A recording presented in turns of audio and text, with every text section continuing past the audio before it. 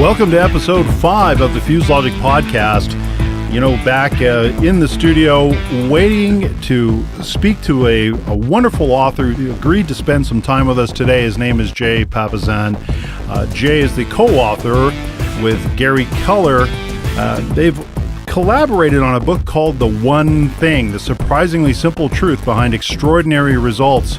Jay is a former editor with HarperCollins and is currently now the vice president of publishing with Keller Williams Realty. Welcome to the show, Jay. Thanks so much for having me. I'm excited to be here. Well, you're down in Texas, is that correct? That's right, Austin, Texas. Austin, Texas, man. I love that town. I love the barbecue, the Salt Lick, ZZ Top. There's so many great things about Austin I love, and I've had the wonderful opportunity to be in your town a few times and for conferences and whatnot. And of course, Austin was never always the hub of activity that it is in the tech sector and other things. And of course, certainly it's always been really about music and great food, I suppose, on some level, great food trucks and so on. But what was it about this project that you didn't always live in Austin, is that right? Or were you always from Texas? Nope. I grew up in Memphis, Tennessee. After college, I lived overseas in Paris, in Italy, for a period of time, working as a translator. I relocated back to the States to get my graduate degree at NYU in New York, and from there went into publishing. And how I ended up in Austin, Memphis to Paris to New York, is I met my wife. I guess that's how everybody decides to move. And we had a romance, and when we got married in upstate New York, we decided that we wanted to quit our jobs. She was from Fargo, and I wanted to move south. And she's, coming from Fargo, any place warmer was always on her checklist. And we came to visit Austin one weekend at the end of 1999 and moved here in early 2000. Wow. Cool.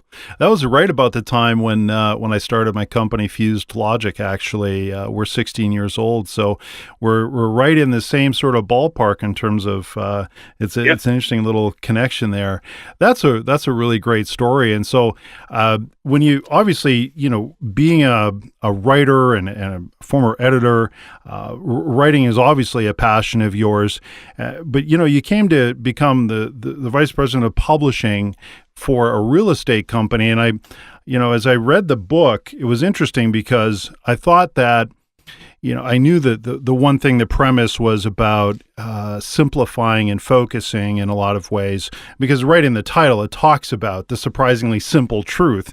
And so it's really cool I'd like to explore a few different things about, obviously this book and how it relates to real estate and Gary and sort of what he's doing today as the chairman of the company. But let's talk a little bit about, if you don't mind, prioritizing. And what does it mean? You talk about the book going small. What does that mean? Well, it's there's so many different ways you can attack the book. But fundamentally, people talk about their priorities, and the big exclamation point again and again throughout the book is the idea that we need to identify our priority, singular. The word actually, when you go to the Latin root, means first. So it's kind of weird to talk about our first, but we've definitely evolved to think that way because we've got tons of stuff on our plate, lots of things competing for our attention and our time. And it's become, I think, the secret to why the book has taken off is we lucked out a little bit that we wrote the book at a time when people needed it. And I think a lot of people are feeling pressure, and we tried to paint a doable path. It's simple in the sense that it's not complicated, but I also don't think it's easy. And so for us, it's really about identifying on any given moment, right, a day, a week, a month, what your true priority is, and then giving that your first focus. So you start there, you start your day there, you start your week there. You try to start with your priorities in mind, and that really leads you to your best outcomes. Well, you just said it's not easy, and I couldn't agree more. And here's why. Just this morning, as I was preparing for this interview, and I've been preparing for this interview for a little while now, and I was we just got back into town yesterday from traveling abroad, my wife and I, and I was thinking about this and talking to her about the book, and she read a little bit about the book or of the book. And one of the questions that came up was, how do you got so many things on the go? You've got your to-do list, and of course, we talk about in the book to-do list and success list, Right. and how difficult it is to prioritize and stick with the one thing that you're going to be focusing on, that top priority. And just even this morning, I'm dedicating my morning to a certain thing, and it was incredibly difficult because I've got all these other things coming at me, right? And it was Yeah. so tough to not get distracted and rein myself back in and get back on task. And so I'd mentioned the to-do list versus the success list. Maybe you could expand a little bit on that prioritizing and the difference, because everybody listening to this podcast right now, I know, at some point has created a to-do list, right? Oh, And yeah. so Most people you work explain from the them difference? every day. Oh, yeah, totally. And at first, I just want to sympathize. I think it's really hard, and I struggle with it. I know Gary struggles with it. And like I said, it's simple but not easy. So I love that you just validated that, because I actually was interacting with someone who had written a review on Amazon, and the book had made her angry. And I was like, she couldn't even finish it because she had so much on her plate, the idea of focusing on one thing, even for a small period of time. And we ended up having a dialogue, and she opened up and is now like in her groove. But it's like, for some people, it can feel almost hopeless, the amount of tasks that are piling up, the obligations, maybe sick parents, young children, jobs, second jobs, home duties. It adds up and feels a little overwhelming. So get back to your original question, to-do list versus success list. The idea that the guiding principle for us on how you choose your one thing is very similar to Pareto's principle. And it's a 80-20 principle is what a lot of people would call it. And the simple idea comes from a guy named Vilfredo Pareto, who originally kind of wrote about wealth in Italy and observed that 80% of the land in Italy was owned by 20% of the people. This was picked up by a quality control engineer named Joseph Duran much later, and now it's been popularized as the 80-20. And so, to summarize, the majority of what you want is going to come from the minority of what you do. Forget the 80 and the 20. We just want people to take it to an extreme. Of all the things that you could do, there's only a few that you really should do today or this week, whatever your time frame is. And by identifying and narrow those down, you can actually turn a to-do list into a success list. So here's the process I walk people through when we do workshops and classes. Is take your to-do list, right? You've got it all written down there. Reality is, most to-do lists are written down in the order of things occurred to you. So they don't have any inherent priority. Maybe you have a star by a few things. Maybe you circled or underlined a few, but it's just a list. So the idea here is to identify the handful of things that really matter for your week or your day. And I usually ask people, just do it really fast. Most people know what their priorities are. They're just kind of buried in the mound. So you'll list those out separately. And now your list has gone from 25 to 5. Now I ask one more step. And this whole process takes less than 3 minutes. If you can only do one thing today, what would that one thing be? Right? If there's only one thing that you could knock off the list, what would be the real priority and you'd feel good about that list? That becomes number one. Great. If you can do two things, right? You got the one thing down and you had time to do another, what would immediately become your second priority? And you can continue that way. And when I watch people, they'll have these long lists and it'll be really like 4 to 6 things in the end. And they'll know what their number one is. And our guidance is just start with number one.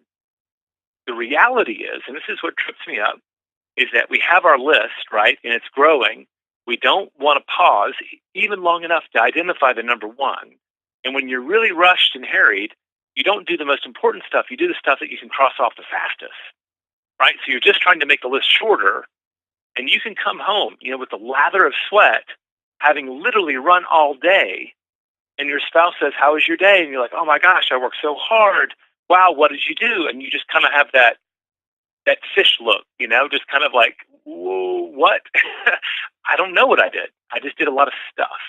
You're running around. It's a lot of activity, but not productivity.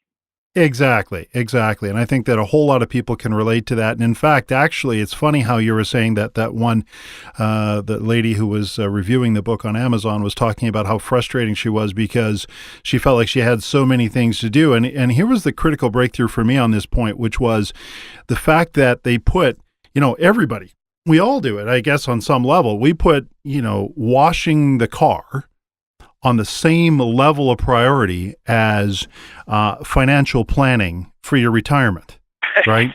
Right. So, you put the list together. It's like, I got to wash the car. Okay, I got to make a deposit into my savings account, go to the doctor and get my flu shot.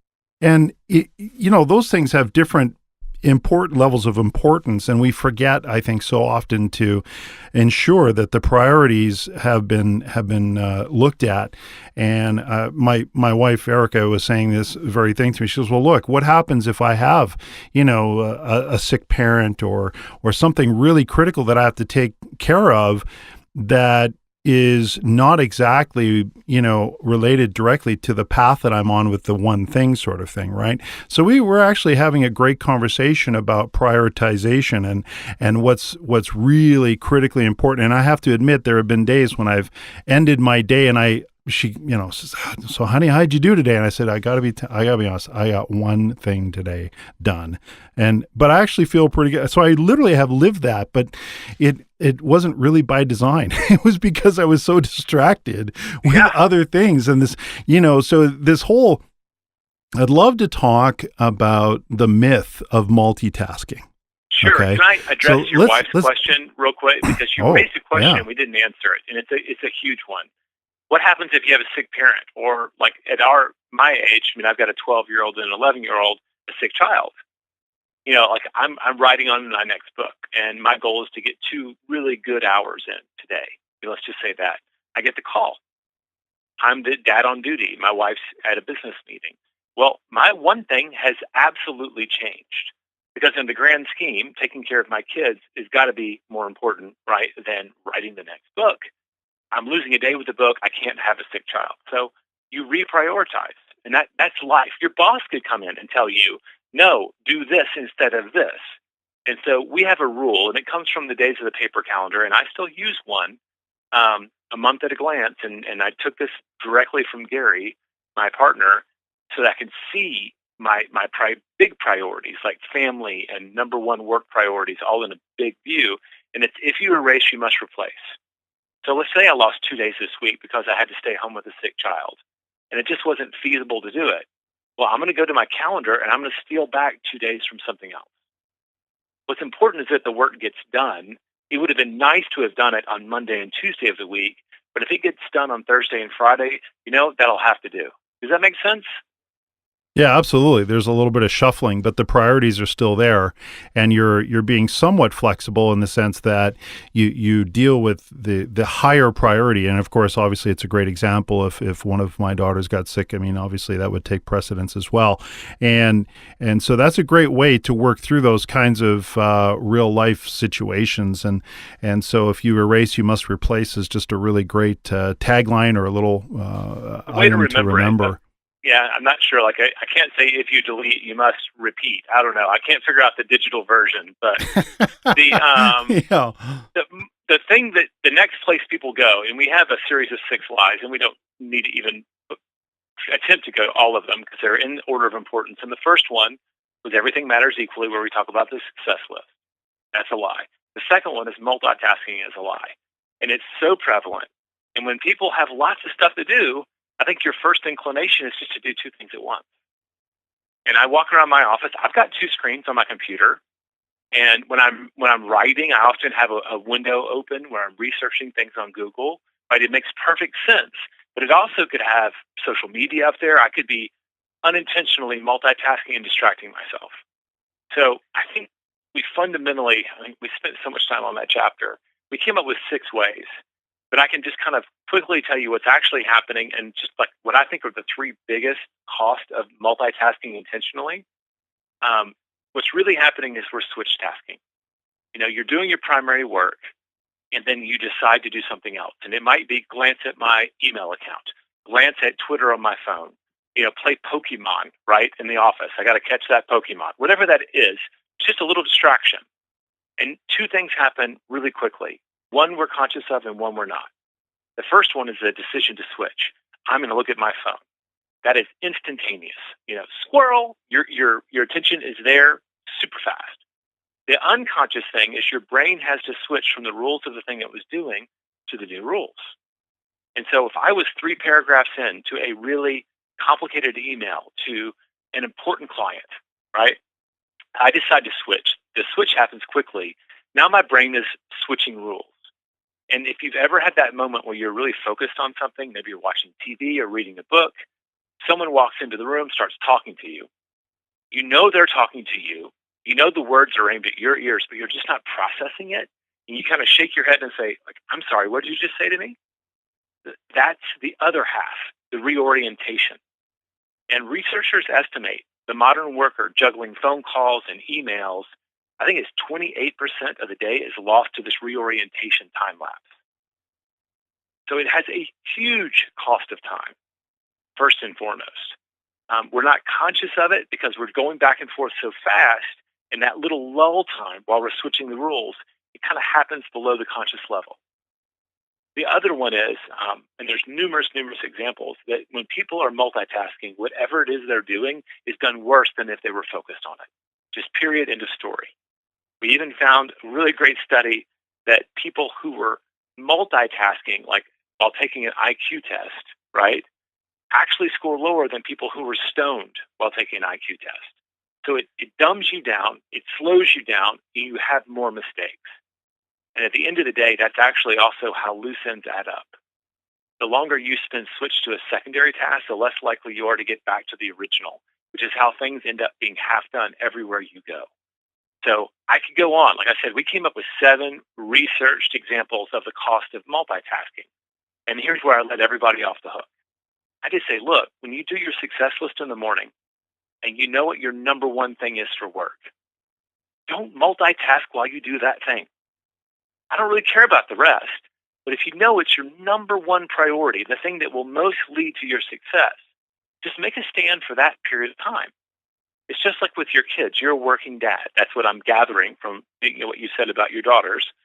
When my kids were small, like my best time with them was often bedtime, right? That was when I got to give them a bath and read to them, right? Because I'd miss them for part of the day. And dinner was usually a nightmare of flying food and then broken dishes. It was that whole chaos, but then there was that calm. Like that was my priority at that time, to be completely and wholly present, to be there with my kids when I had their complete attention. It would be so foolish for me to multitask during that priority. So it applies not just to your work priorities, it applies to that top priorities in the other areas. So whenever you're doing a number one, just stop multitasking because the cost is too high. Well, you made a great point about the other part of your life you had mentioned, and I know that on page 114 of the book, you've got an excellent diagram there about how you sort of break page. down the... Yeah, exactly. I wanted to go right there. It's a perfect segue. So, we talk about prioritizing the different areas of your life and finding the one thing in each of those areas. How did you and Gary kind of come up with that process and walk us through, maybe, and actually I have to tell you, I actually went through this exercise that's on 114, 115 and so on. I went through this entire exercise while we were waiting at the airport and then on the airplane home. And I loved it. It was absolutely fascinating because it forces you to basically evaluate your life, remove all the clutter, and identify again that sort of one most important thing in each of these areas. So could you walk us through that a little bit? Yeah, sure. The heart of it, right at the center, is what we call the focusing question. And we actually, we don't even introduce that till we're about 80 or 90 pages into the book. We had to kind of get the bad stuff out before we start talking about the core mechanism. But the focusing question is like how you identify your priority. What's the one thing I can do such that by doing it, everything will be easier or unnecessary? And it's a very strange wording, but it's very specific. And we usually encourage people to say it just like that. So if you have show notes, maybe you could just write that in the show notes for people. If they're Sure. driving and can't write it down, but it's what's the one thing I can do, not could, should, or would. It's what you can actually do today, not two or three things. It's one thing. Such that by doing it, right, that means that whatever it is you do has more than just a primary reaction. Everything becomes easier and necessary. So you're kind of looking for the most leverage act currently available in your arsenal. So that's the focusing question. And our point was, like, if you use that on trivial stuff, it's kind of a waste. Like, I don't need to ask, what's the one movie we can stream on Netflix on Friday night, such that by streaming it, everything, like, that's a kind of in the OCD territory where I can go if I want to. But we did want to identify what are the big areas, the really important areas of your life that matter even more, that you would want to answer that question. And for us, Gary has a class he's taught for, decades called Quantum Leap, sometimes called QL now in our company.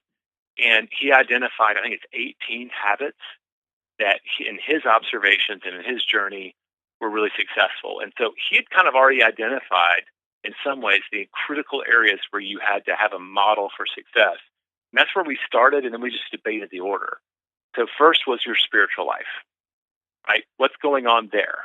Whatever your religious or philosophical beliefs, if you don't know why you're here, you might be postponing a really important question, right?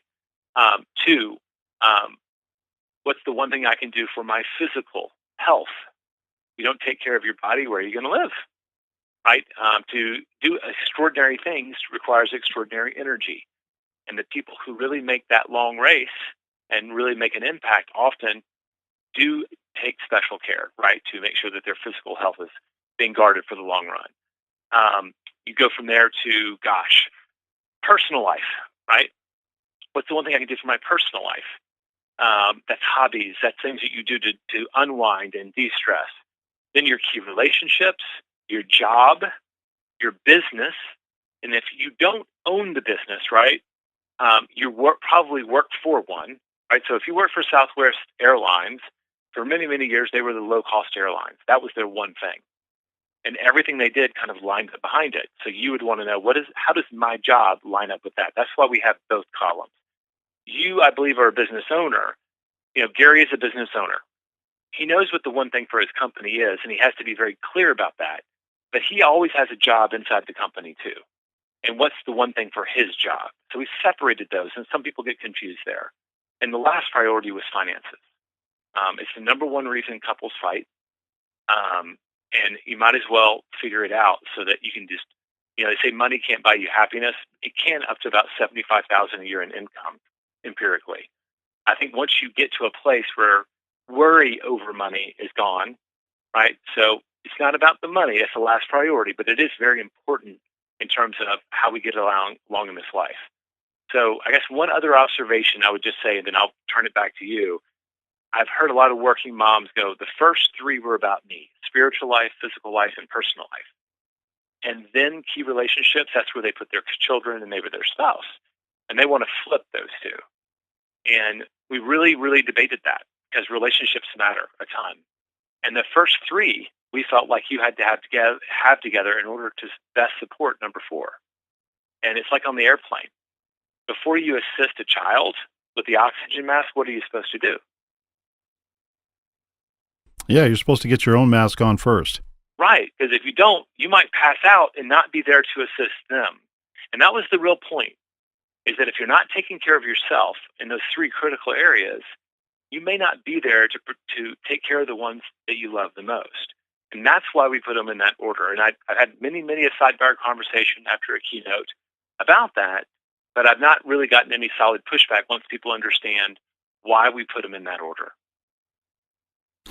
It's I think a fascinating evolution of the process of when you start reading the book, and if you start actually, and I encourage obviously everyone listening to the podcast to go buy the book, download the book, and immerse yourself in it as I did. I found it fascinating, and I really actually quite excited because what it forced me to do was reevaluate even the business Fused Logic, and we're a digital agency and we do a lot of different things. But you know what? The exercise forced me to really, just drill right down into the one thing that we're going to do really well in this kind of area as we go forward. Because, of course, in the internet business, stuff is changing all the time, right? Yeah. And the time that you and I have been talking, somebody's launched an app. You know what I mean?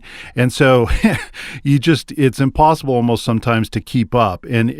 But what I loved about this exercise is that it forced me to sit down and think about each of these areas of life and actually answer some really key questions. And the questions, what's the one thing you could do to, what's the one skill you could learn to improve, yourself, right? Mm-hmm. Things of those kinds of, you don't often, I don't think people really stop for a minute and actually think on these kinds of questions. So I really loved the exercise, and I'm very, very glad that you and Gary pulled it together. When you think about, because you're immersed in this, because to a large extent, really, this is now a very key part of your job every day, your work every day in business life, what's the one thing that has made the largest impact in your life for the better? It's a great question. I think that on a personal level, it's, I think, connecting with my wife. She's my best friend and my partner, and I'm super, super blessed to have someone who's also an entrepreneur. She's built, an amazing real estate business now operating in 3 cities in less than 7 years, and also like $50 million in real estate. So, I look up and I just tell her, "You're my retirement plan, honey." And but it's great for me because we can come home and it really forces us to be on our game so we can be there for our kids and our health and all those areas. So that's probably my number one, just to be honest. Hopefully that's not too cheesy. The Not at all. secondary thing would be I'm a writer, and I had a friend and kind of a mentor who kind of was talking to me about creativity. He'd written several business bestsellers, and he said, creativity is really about connecting the dots. And as a writer, one of your jobs is to have as many dots as possible to connect. That's how to make really clever associations, you've got to have things to associate. And what he was telling me is that I needed to make sure I was being very disciplined and purposeful in feeding my mind. So every year I set out to read 50 books, a few for entertainment and a lot of them for my betterment. I think there's great value in novels, but I also have to read a lot of nonfiction. And so it's about a book a week. And I usually fall short a couple, but because I set the goal, I'm always moving forward and adding new thoughts and new ideas and to germinate. So that to me is, I value people. I know Gary does. Even the guy who runs our private equity firm, people who are learning based, so that they seek a problem, they have a problem, they go seek an answer, and they've taught themselves how to find answers for themselves. That's a wonderful, wonderful skill to learn in life. And books and interviews with people, like you're doing with me, are fabulous ways to do it. Books are always available. They can't say no. People can, but they can be very powerful if you're willing to step out of your comfort zone and just say, "Hey, wonder if I could take you to coffee. I'd love to hear more about your experience with X." But very proactively seeking knowledge, books probably being the primary way for me. I think that's probably another answer that would have stood. Well, it's I'm glad that you mentioned that your relationship with your wife. I'm myself recently remarried, and we're exploring what that means, and I think we're very surprised by, I think on a lot of levels, just really how well the sort of the blended families coming together, but at the same time, we're just on the same page on so many things. And as she started to read this, we really started to focus on what we want going forward out of life. And this really helps you plan going forward what you really truly want, the highest priorities, the one thing, in each of these areas. It's as a couple, it was really a lot of fun for us to spend some time going through that, and not only fun, but really productive. And when you think about being able to achieve extraordinary results, which is, a primary reason for writing the book. And everybody wants, I suppose, something more in their life, whatever it is. It's not always financial. It could be other things. It could be better health. It could be, maybe a love interest. It could be, more reach of a certain message out the door.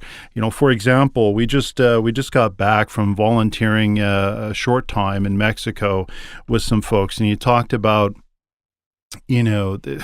really boiling things down to what's the one thing in my life I can do in this area.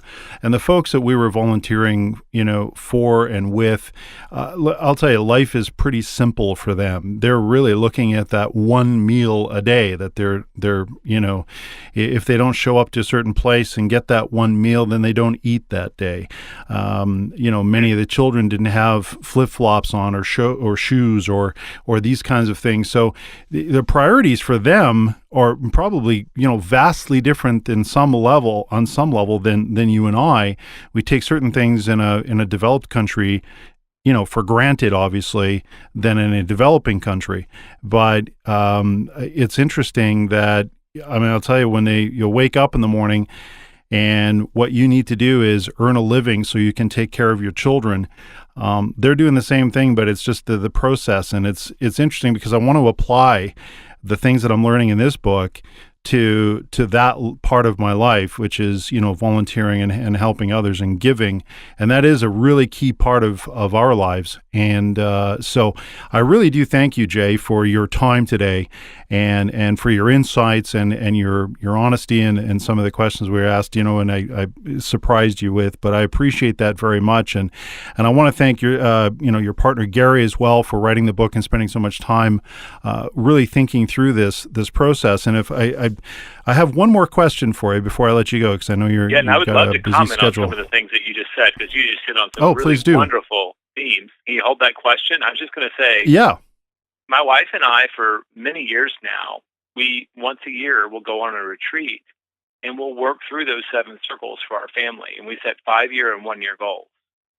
And where we want to be in 5 years, and they don't perfectly line up. We set whole categories for Gus, our son, and Veronica, our parents who are getting older. So we've kind of got our own circles. They started there and they've kind of evolved. Where do we want to be in 5 years, and what does that mean for us next year? And we make that kind of an overnight fun thing. But that process of staying in touch with those, that asking those questions and asking them for the future and kind of for the near future, has been huge for us in terms of communicating and staying on the same page. Because y'all are on the same page now, it's easy to get out of sync if you're not being proactive. I just think that it's hard work, no matter how you do it. And we've just tried to make that a ritual, and people just now expect us, hey, when are y'all doing your retreat? Where are y'all going this year? It's something that we talk about. And one of the things we do there is we set goals around our volunteering. And, before we could write checks, we would volunteer our time.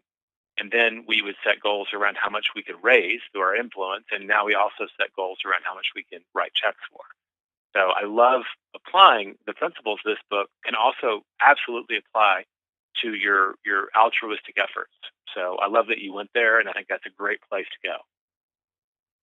Well, that, and thank you for that, Jay, because, you talk about really what you're talking about there is developing a success habit and also accountability, because it's one thing to, I think actually in the book you speak about writing the goals down, your 30%, I think that I'm trying to remember the exact number, but it was somewhere around the 28 to 30%.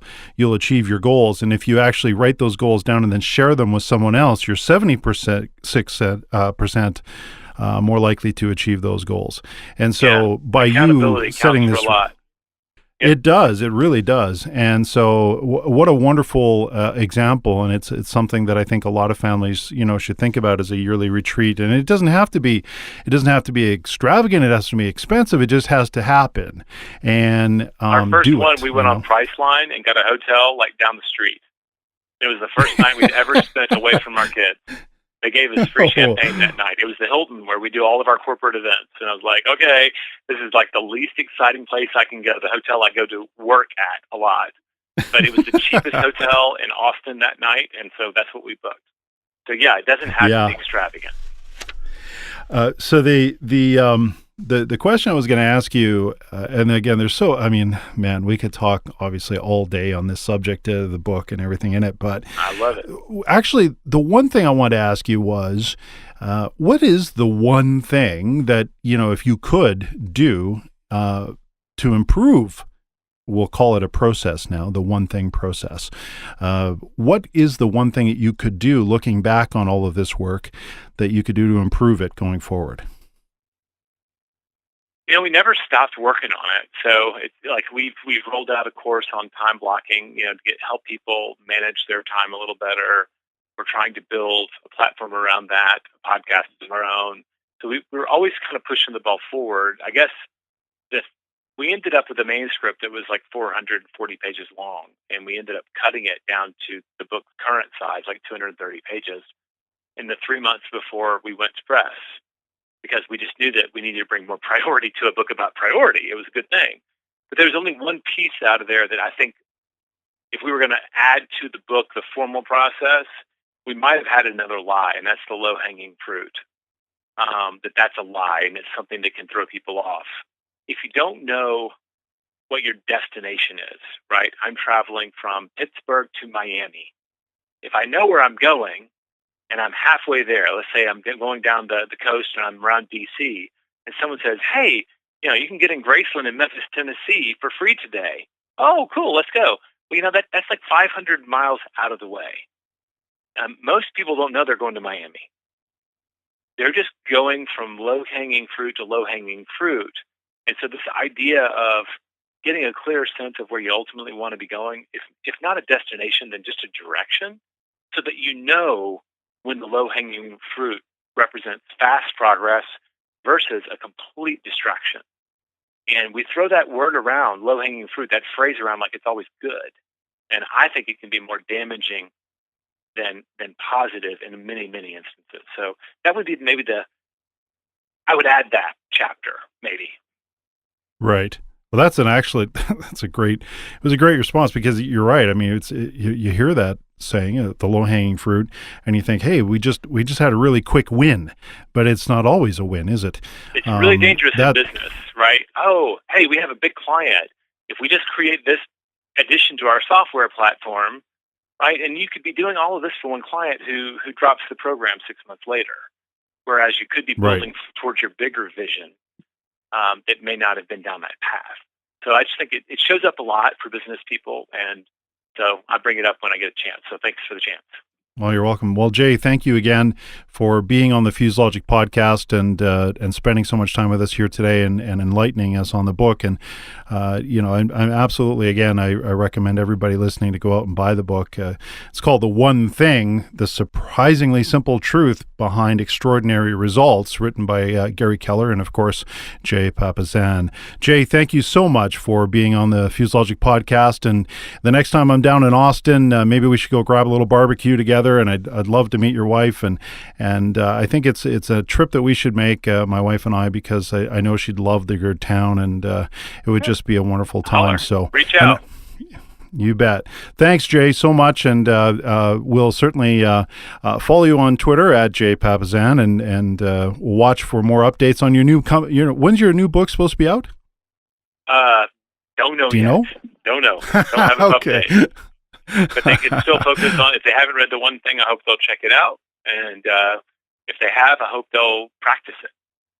Well, I definitely am going to brave the frustrating process of completely shifting how I work to really narrow it down. I'm going to love it. It's great. It's going to be tough, as you say, but it's going to be a lot of fun.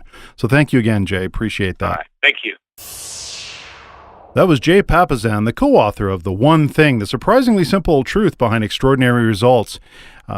Wow, what a terrific, there's a gentleman who I think you probably got the same sense that I did, that we could probably, listen to him drill down into the principles that are in the book.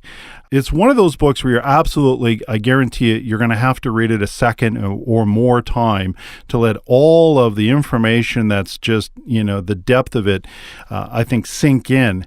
And yet, it's interesting because as you read a lot of the reviews, they're overwhelmingly they're positive, but a lot of folks will say it's almost too simple, it's almost too straightforward. I think it's one of those books where you get excited, you get to the end, you go, wow, it's over. Oh man, it's over. I don't have any more. So it is a great book, and I'm enjoying the process, and I'm so glad that we were able to get Jay on the show today. And I want to thank you again for coming in and listening to the fusedlogic podcast. We look and hope to provide as much value to you as we possibly can. And going forward, one of the things that I really like to do is show my appreciation for my clients and the clients of fusedlogic. And one of the great clients that we have had over the years and had the opportunity to work with again and again, more than once, I guess, is the city of Edmonton.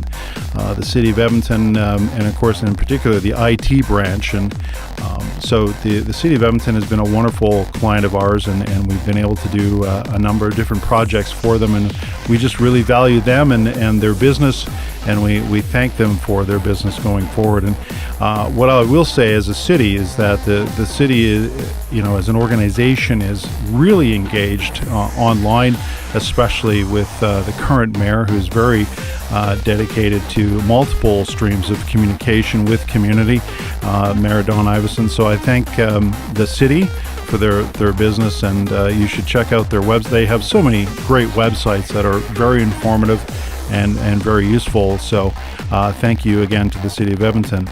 I usually would like to announce another book that I'm reading, but I have to tell you, I'm still going through The One Thing. Again, I'm reviewing some of this, not only in preparation for this interview, but also just because I just wanted to let it sink in and work through it. I'm on the airplane and I'm working through that process, and you're asking those various areas that Jay was talking about. What's the one skill that you could, if you could learn right now to improve your personal life? What was the one thing you could do? Well, I have to admit that I had taken level 1 Spanish a few years back because I like to go into Mexico and I wanted to learn the language, and so I took that course and really enjoyed it. But I didn't have the commitment to take it to another level, and so Erica and I are going to go and we're going to take a course, and I'm going to review level 1 Spanish again and try to learn and get refreshed with that as soon as possible, and then head to the next levels and really attack learning that language so that I can become really fluent in it. So that's the one skill, one of the skills that I've identified as the things that I want to work on. And of course, I want to make this podcast even better. I continue to collaborate with my friend and colleague, Thomas, at Octavo Productions, who of course is pulling this whole show together for us in the booth and stuff, and I really value his insights and his expertise. And let me tell you, this man and his team are very talented. They have a lot of expertise in all sorts of things, from voiceover talent to original music like what's on our show at the fusedlogic podcast, as well as many other things that are audio focused. So it's all things audio. Head to Octavo Productions, and you wouldn't believe some of the bands that this guy's worked with and mixed music for. So you got to head to the website and check it out. So thank you, Thomas, for your hard work on our show. The other thing I'd like you to do, ladies and gentlemen, if you could, head to newbeginningsmexico.org and make a donation. It's incredibly impactful, the work that those folks are doing. I've actually now seen on the ground the kind of situation and the amount of work that is there that needs to be done every single day. These women are working very hard to learn skills like sewing and crocheting, and they're making really unique jewelry and really unique bags where we met a couple of ladies where 1 year ago they didn't know how to sew, had no idea how to do it, and now they're making bags, selling bags, and they're earning a living for themselves and their children and their families. And it's a really wonderful story, but it's a never-ending story in terms of the needs. So please head to newbeginningsmexico.org and make a donation today. That money goes directly to the women who are in that room and also the families and surrounding, feeding them lunch. That's sometimes, again, most often the only lunch they get or the only food they get throughout the day. So please make a donation today. Thank you again so much for listening. If you'd like to know more about the Fused Logic podcast, you can follow us on Twitter at FusedLogicPod is the Twitter account. Head to Facebook and check us out there. Fused Logic is on Facebook. Who knew? We've got a Twitter account at Fused Logic is our main Twitter account. So please, and as always, I'm your host, Walter Schwabe, and my Twitter account is at Walter Schwabe. Thank you again for listening. Ladies and gentlemen, always remember, no matter what, you were made to thrive.